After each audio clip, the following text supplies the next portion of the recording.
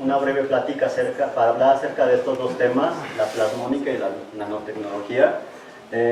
Cuando la doctora María de la Luz me dio la oportunidad de poder realizar esta presentación, ella me sugirió varios temas para esta plática, en los cuales no pudiera causar miedo el hecho de hablar directamente con este tema, los plasmones.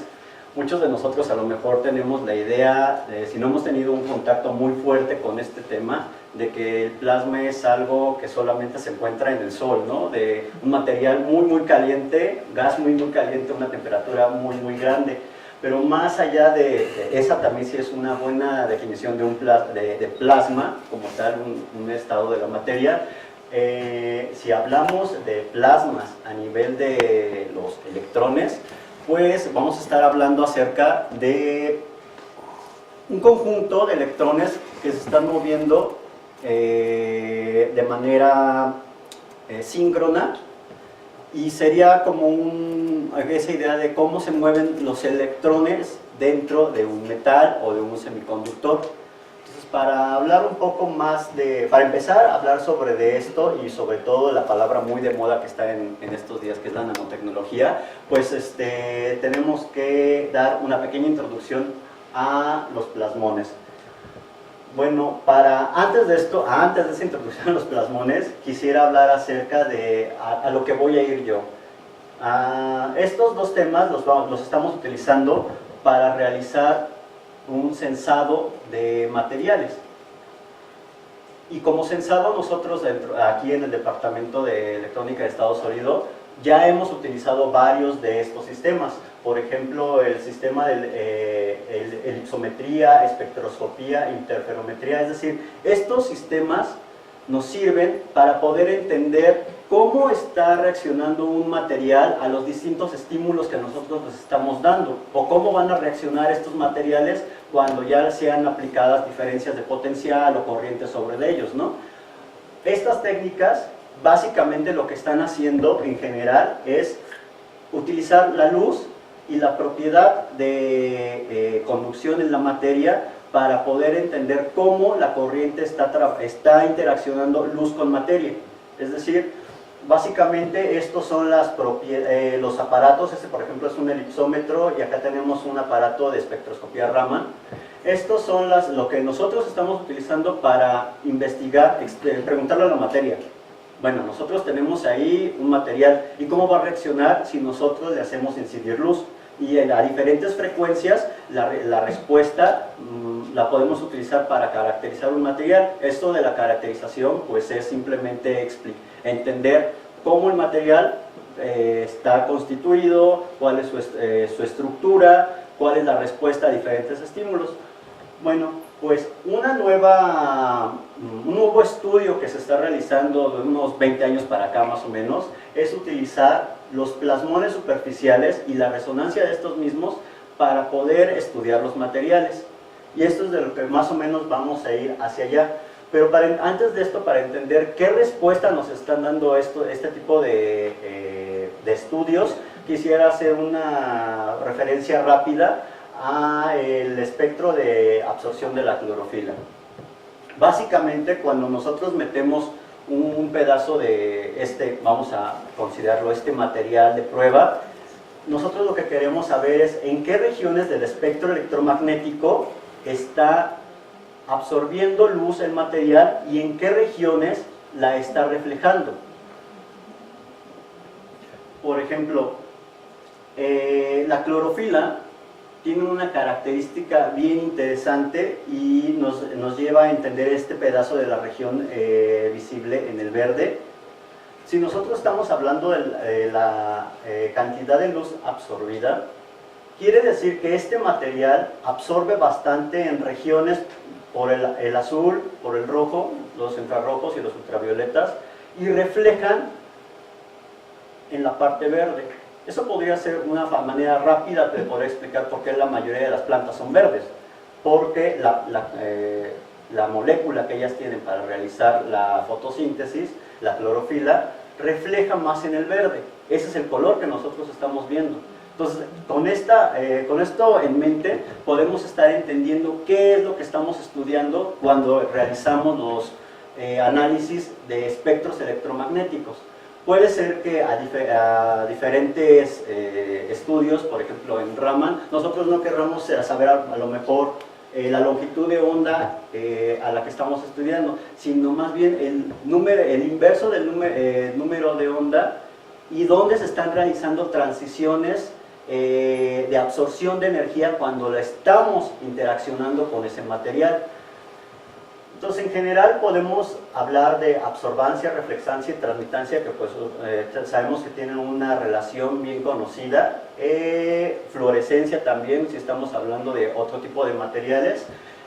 Y la cantidad que nosotros en esta plática vamos a tener la necesidad de entender es el índice de refracción.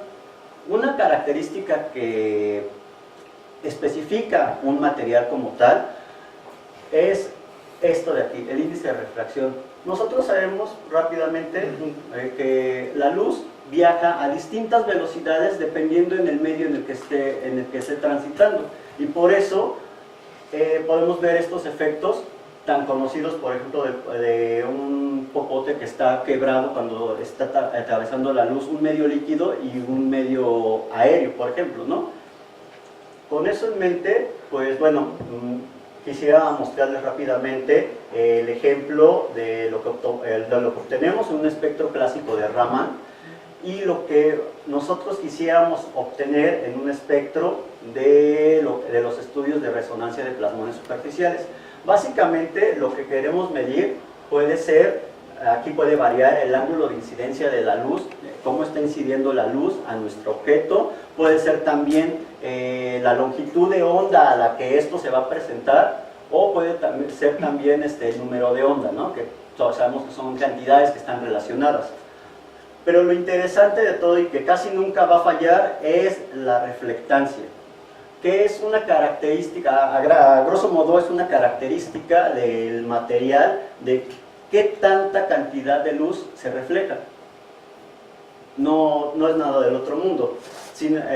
Por ejemplo, en esta gráfica, a un cierto ángulo de incidencia hay una caída en la reflexión. De toda la luz que yo le estoy enviando a mi material, a un cierto ángulo, esa cantidad de luz no se refleja, sino que es absorbida por el material.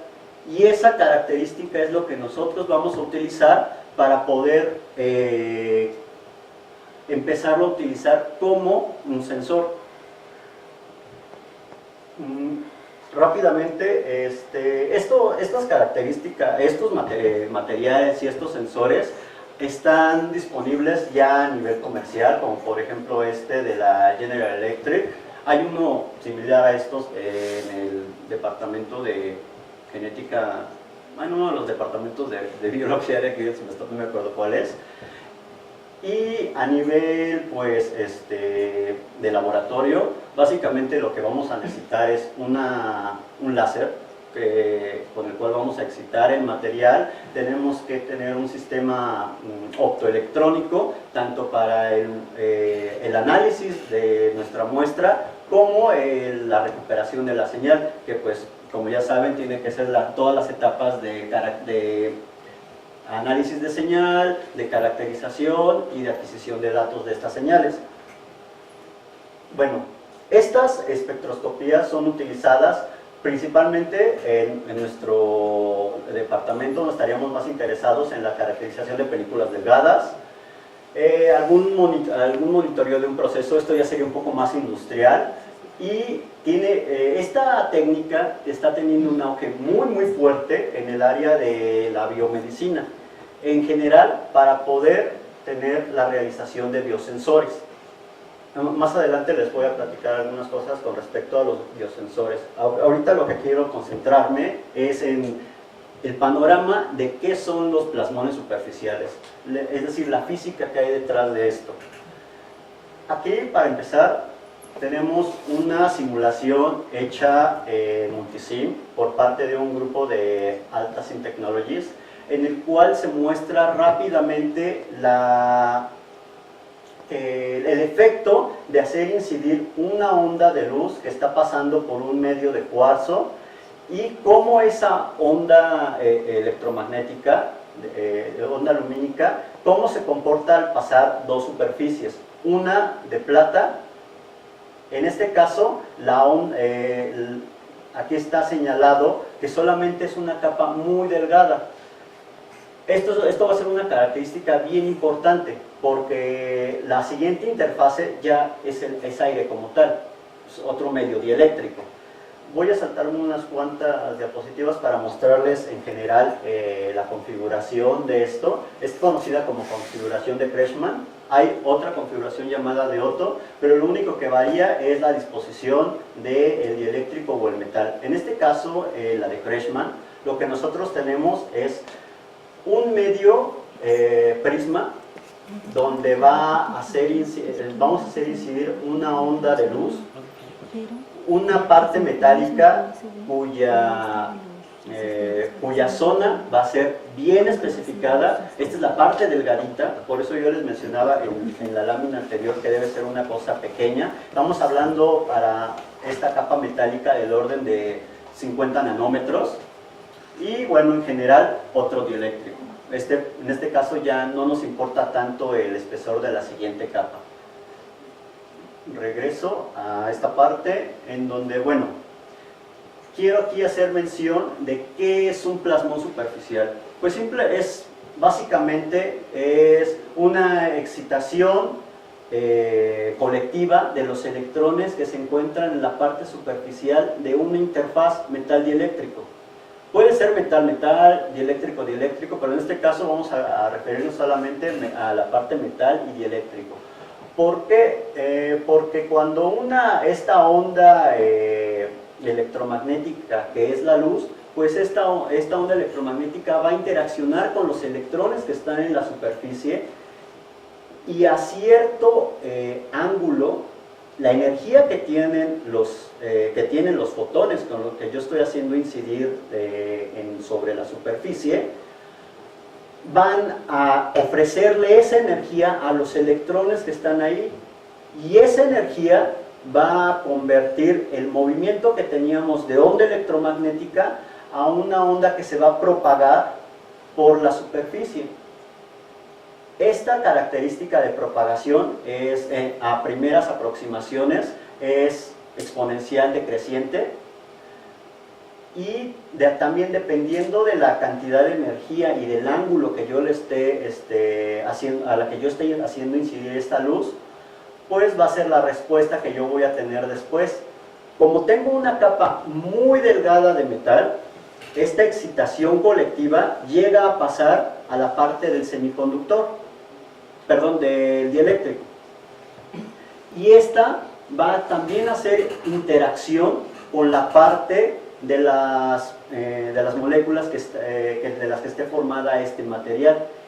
Esa respuesta entra en resonancia con, digamos que la energía regresa a la parte más superficial, es una forma de verlo, no es la forma más correcta, pero es la forma más rápida de verlo, y nos va a regresar una onda. Esa onda lumínica que es reflejada no tiene las mismas características que la onda incidente. Si fuera una incidencia total, una reflectancia, digamos, 1 completa, pues todo el tiempo veríamos lo mismo, como en esta gráfica. Si la reflectancia fuera la misma, es decir, que la luz que mandamos no hubiera tenido interacción con esa película, siempre veríamos aquí una línea, una reflectancia total. Pero hay ciertos ángulos en los que esa energía es absorbida por el material y nos da otra característica de la luz. Eso es lo que nosotros vamos a estudiar en este caso. Y el elemento más importante para entender esa interacción nos da la constante de propagación.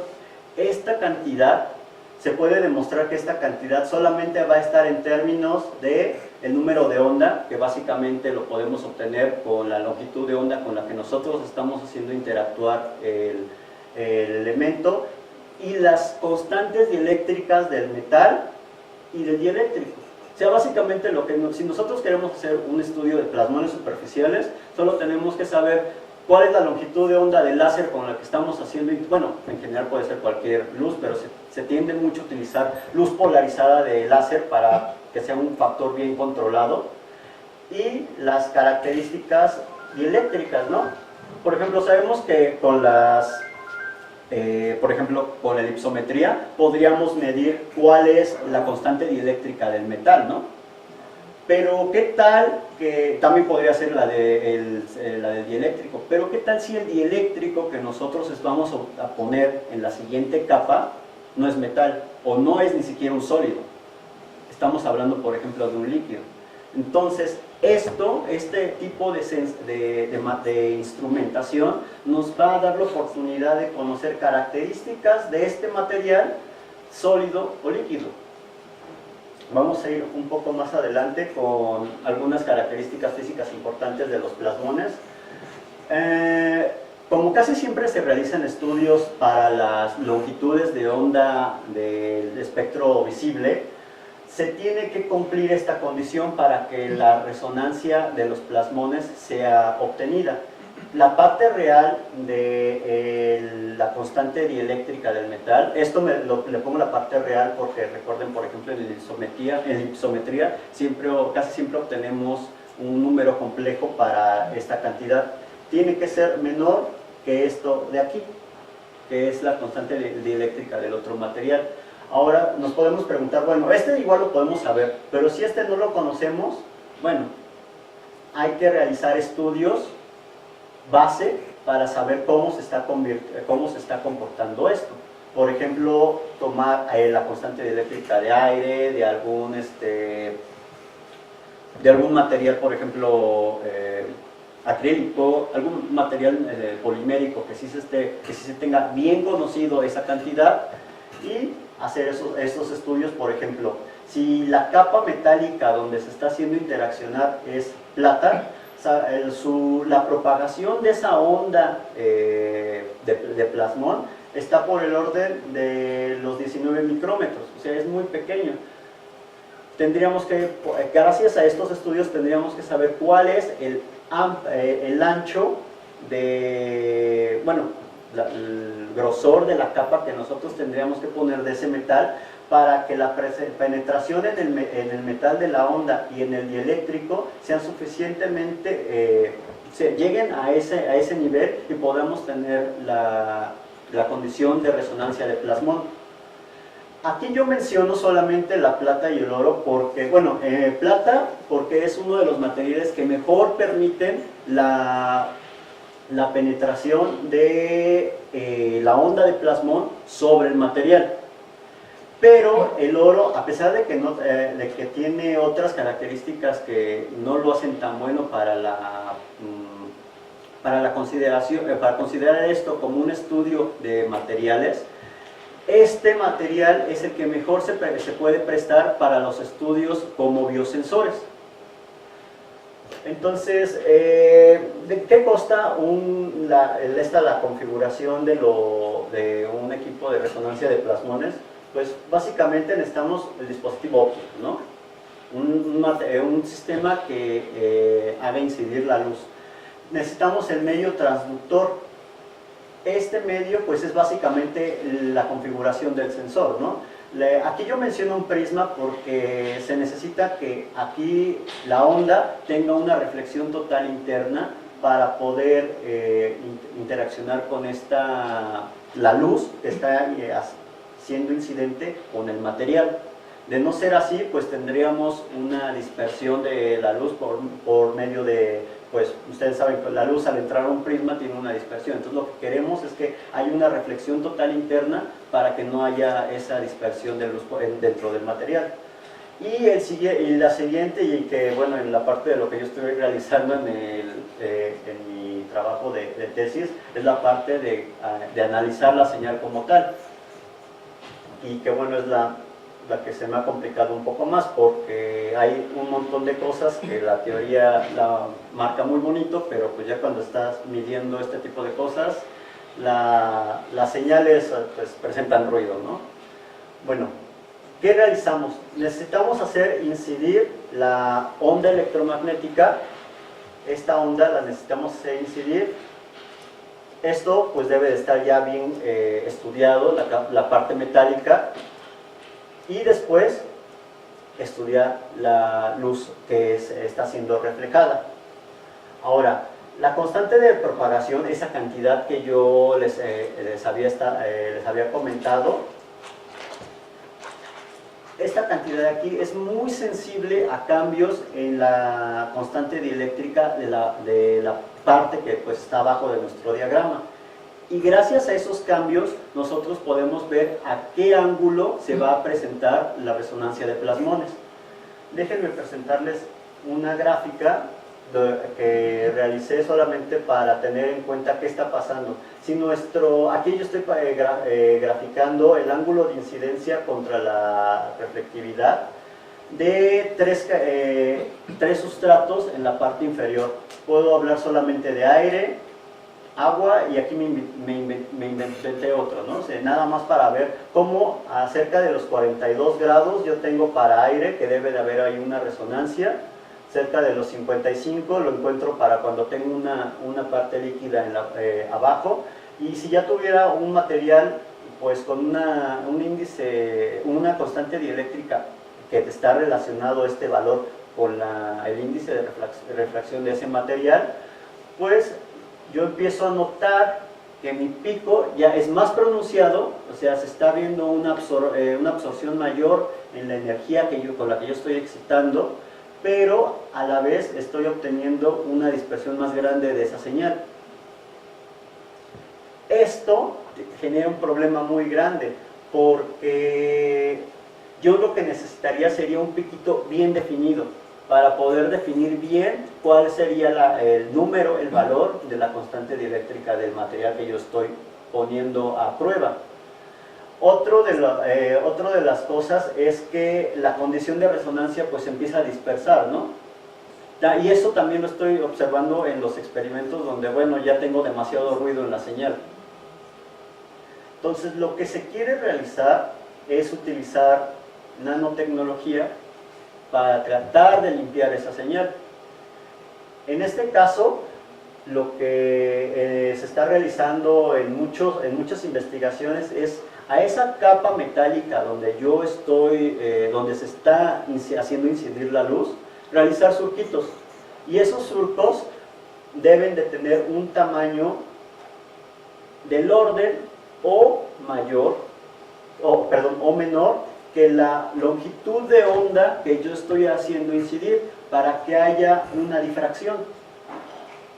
Hay que tomar en cuenta que, bueno, la separación de estos dos conceptos. Si yo pongo un prisma en la parte superior es para que no tenga dispersión de luz, pero ahora yo quiero tener con estos surcos, yo quiero tener una dispersión de la luz para poder obtener otra característica de este estudio, y poder separar esa luz y obtener más fácilmente, reducir los picos. Y esto se puede probar porque, por ejemplo, si yo tengo las zonas punteadas son gráficas de plasmones superficiales a las que no contienen, digamos, en el experimento no contienen estos surcos, pero ya cuando se realizan los surcos obtengo una señal más definida, más definida en el sentido que es más angosta, pero su característica es que pierde la señal, porque como yo obtuve una dispersión de la señal, su onda electromagnética pierde energía. Entonces eso lo puedo ver en una reducción en la reflectancia. Entonces lo que se están haciendo en algunos estudios, aquí por ejemplo yo presento esta imagen de microscopía de fuerza atómica, en la cual se pueden modular diferentes formas en los surquitos, y esas diferentes formas van a dar diferentes resultados en el estudio que se pueda realizar, y en base a eso pues poder obtener una mejor caracterización del sensor que yo voy a utilizar. Ahora, Una de las cosas que se están haciendo que está haciendo muy de moda en estos días con este tipo de censado es ver qué tipo de material o qué tipo de, vamos a irnos a la parte biológica, qué tipo de bichito está, por ejemplo, que yo estudiara en una gota de agua. Uno de los investigadores que es, puedo mencionarlo porque casi siempre en todos los artículos que yo veo está su nombre, Jiri Omola, es prácticamente líder en este tipo de investigaciones en todo el mundo. Lo que se realiza es, bueno, ya hablamos acerca de el censado, cómo se está realizando y que queremos mejorar con una superficie con surquitos, mejorar la señal, pero ahora vamos a hacer, se va a hacer la realización de un funcionalizamiento de diferentes tipos de moléculas. ¿Qué tal si nosotros tomáramos algún grupo polimérico o algún grupo de, digamos, vamos a hablarlo en esos, muy burdamente, algún grupo funcional de ADN para ponerlo sobre la superficie de nuestro metal y estudiar cuál es la respuesta de plasmón cuando tenemos funcionalizado ese grupo? Básicamente lo que es la funcionalización de este grupo es mantenerlo ahí, sobre la superficie, porque cuando hacemos pasar otro líquido sobre esta parte, pues esa molécula se puede ir. Entonces lo que se quiere hacer es pegarla. Y cuando ya se pega, es hacer el estudio, primero digamos con la parte roja de la señal de plasmón, cuando no se ha unido esta molécula a la superficie. Pero cuando ya se pegó, tenemos esta otra señal. Esto de aquí, que en los estudios de plasmón se le llama el corrimiento de plasmón, nos puede ayudar a identificar, ahora sí como sensor, qué tipo de molécula hemos puesto aquí. Porque si caracterizamos muy bien esto de aquí en laboratorio, podríamos llevar este aparato a una zona en la que no se tienen digamos, las características de hacer un elemento químico más fuerte. Por ejemplo, en medicina y en biología se utilizan mucho los estudios por ejemplo, para obtener si una muestra tiene dengue o si una muestra sanguínea tiene tal o cual enfermedad, pues hay que utilizar equipos muy sofisticados y en los que estos equipos pues no los podríamos llevar a ciertas regiones. Entonces, ¿qué tal solamente hacer este estudio en el cual nos va a dar una señal muy rápida? Y si ya sabemos cuál es el corrimiento de esa señal, pues podríamos decir rápidamente qué tipo de molécula es la que está ahí. Es en general la idea de lo que se quiere hacer con un sensor de plasmones. Ya para finalizar, me gustaría presentarles, bueno, este es el modelo comercial que se utiliza. Es un aparato estrictamente grande porque está muy automatizado, pero utiliza un sensor que ya se le ha implementado mucha tecnología de nanociencia. El aparato es genial porque lo único que hace uno es meter el sensor, poner la muestra que uno quiere en estos frasquitos y se obtiene la señal de plasmón automática en la computadora. Ok, esto es muy complicado, pero es muy exacto, ¿no? ¿Qué tal si pudiéramos hacer aparatos? Este, por ejemplo, es del grupo de Jiri Omola y de unos chicos de OctoQuest en Japón, en la cual se realiza esta misma clase de sensor, que es básicamente una estructura que contiene ya estos tres elementos, bueno, estos dos elementos, y se le hace pasar el líquido por un sistema de microfluídica. Ya todo el sistema está implementado y ahora lo que estos muchachos intentan hacer es esto. Uno, que se pueda llevar a cualquier lado, básicamente utiliza pila AA, o sea, la mayoría de esto del aparatito, aunque se vea muy pequeño, el tamaño que utiliza además es la batería. Porque estos de aquí son unos sensores que pues no se necesitan